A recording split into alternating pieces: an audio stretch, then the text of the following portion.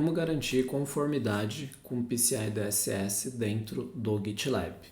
O GitLab, onde você vai ter ali os seus projetos, você tem suas aplicações, todo o seu fluxo de CI/CD, incluindo toda a parte de segurança, SAST, DAST, enfim. Ele vai cobrir toda essa camada de DevSecOps e, ao mesmo tempo, você consegue habilitar frameworks de mercado para garantir se você está em compliance naquilo que diz respeito ao processo de código, ao processo ali de desenvolvimento de software.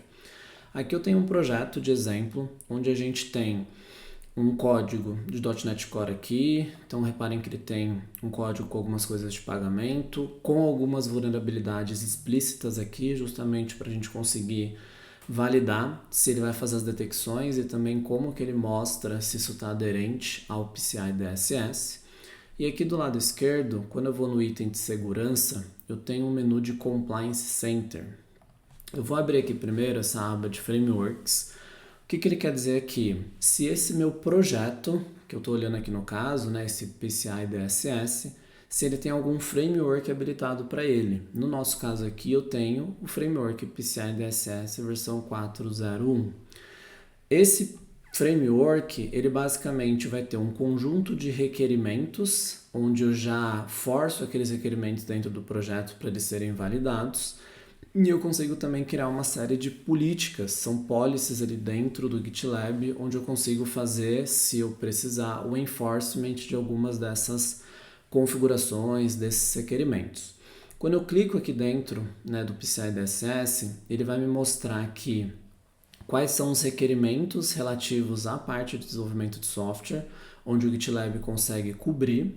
Né? Então posso ver aqui o item 6.2, que é parte de desenvolver software seguro, questão de componentes ali de sistemas também na parte de segurança, questão de multifactor authentication. Então aqui são todos os requerimentos cobertos pela GitLab relacionado ao PCI DSS.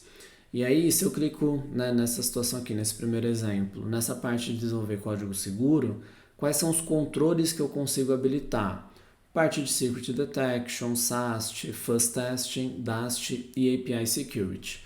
Ou seja, dentro do GitLab, eu tendo esses controles aqui implementados, esse framework, o PCI DSS, ele já vai habilitar, ele já vai mostrar para mim que eu tenho aqueles controles implementados.